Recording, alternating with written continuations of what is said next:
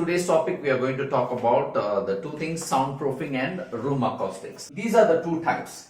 The first type we call it as soundproofing, or we call it as sound isolation.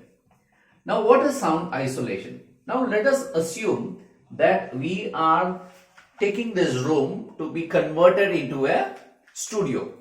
Now for a studio we need to ensure there is no noise that is coming from outside to inside, and same way what is happening within this room should not be going out. So basically we have to isolate, right? We have to isolate this room. That is, we have to cover with some acoustic material around the walls, and sometimes it is done on the ceiling as well as on the floor depending on the condition.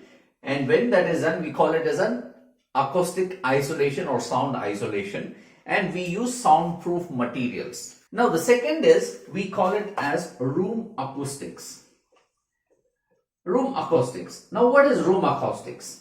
Okay, room acoustics is something related to acoustic within the room itself. Now let me give an analogy of what room acoustics. Let us say you got your keys for your new house. You and your wife, okay, are in that particular room. When you talk to your wife, so what happens is, one is there is a direct sound. Okay, let me show with an example. Two persons within a room, and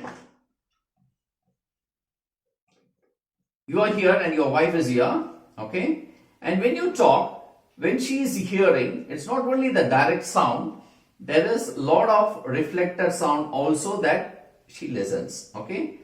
It gets a lot of reflected sound. So along with the direct sound, there is a lot of reflected sound that comes inside the room.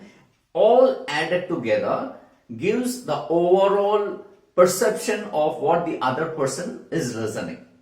Now let me take two typical examples in room acoustics. That is, one is a totally empty room like that, and another room is, let us take all the four walls we have covered with a absorption material. Assume that all the four walls are covered with this type of material. Now what happens? Now in this case, when you talk to someone, it will be more of the direct sound that the other person is listening. The reflected sound, normally what happens, it gets absorbed. So most of the time it is only the direct sound that the person is listening. Whereas in this empty room, it is fully reflecting, right? So along with the direct sound, there are multiple reflection all combined together. The level also becomes higher.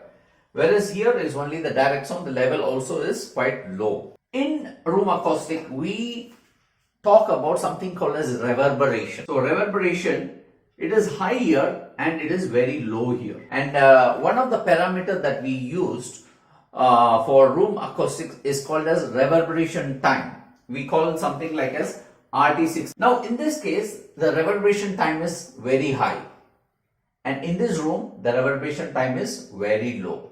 Now which is the ideal? So one is the low, one is very high. Both are too extreme and both are not good. So there is some value which is optimum for any type of room. When it is a small room, the reverberation time requirement is little low, and when it is a big place like a cinema theater or an auditorium, there little bit the reverberation time is high.